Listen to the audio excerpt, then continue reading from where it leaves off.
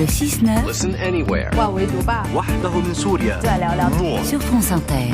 Bonjour Anthony Bélanger. Bonjour Jérôme, bonjour à tous. Partout sur le continent africain, on parle de sentiments anti-français. Alors, il est effectivement utile de revenir sur cette expression toute faite que l'on retrouve dans les commentaires lorsqu'il s'agit de caractériser les manifestations de soutien qui ont accompagné les coups d'État au Mali, au Burkina Faso, au Niger récemment. Les images montrent des foules jeunes, particulièrement énervées, agitant des slogans anti-français, brûlant des drapeaux tricolores et en agitant un autre aux couleurs de la Russie. Dimanche au Niger, cette foule s'en est prise à l'ambassade de France à Niamey. D'abord, si vous le permettez, faisons un sort à cette expression. Parler de sentiment anti-français, c'est donc parler d'autre chose que d'un raisonnement ou d'une conviction. Un sentiment, ça relève de l'émotion. Ces foules seraient donc irrationnellement anti-françaises.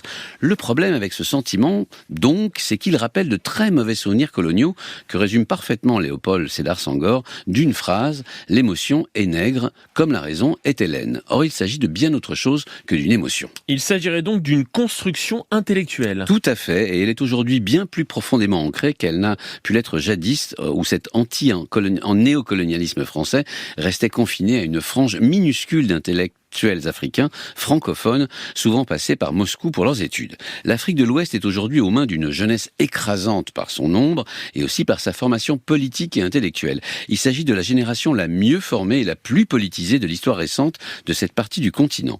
Une jeunesse panafricaine qui s'est bâtie en s'inspirant les unes des autres, du Mali au Tchad, en passant par le révolutionnaire et la figure emblématique du Burkina Faso, et la figure emblématique du capitaine Sankara. Une jeunesse qui porte une critique radicale contre la France et les inconséquences de sa politique extérieure vis-à-vis de cette partie de l'Afrique. De quelles inconséquences parlez-vous ? Alors, il y a d'abord un élément conjoncturel à cette critique. D'abord, la France, qui était absente du Sahel, est revenue avec son armée.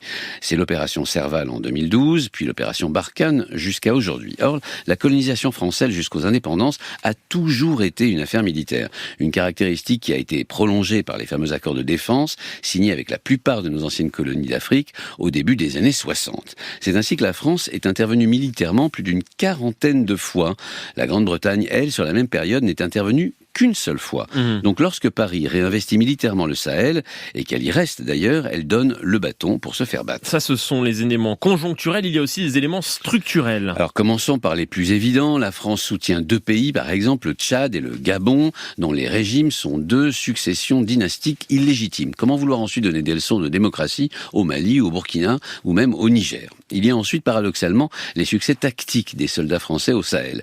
Les djihadistes ont compris qu'il ne fallait pas attaquer les camps français sous peine d'être décimés, mais les contourner pour s'en prendre aux civils et aux militaires locaux. Du coup, ça alimente un soupçon d'entente entre la France et les groupes terroristes. Une affirmation absurde, mais qu'il est aujourd'hui impossible de contrer au sein de cette jeunesse politisée. Il y a aussi notre politique migratoire. Je rappelle que jusqu'en 1986, la règle était celle de la libre circulation des personnes entre Paris et ses anciennes colonies africaines. Le fait qu'aujourd'hui il soit si difficile d'obtenir un visa, ne serait-ce que pour parfaire ses études en France, ajoute à cette rancœur. Merci à vous, Anthony Bélanger.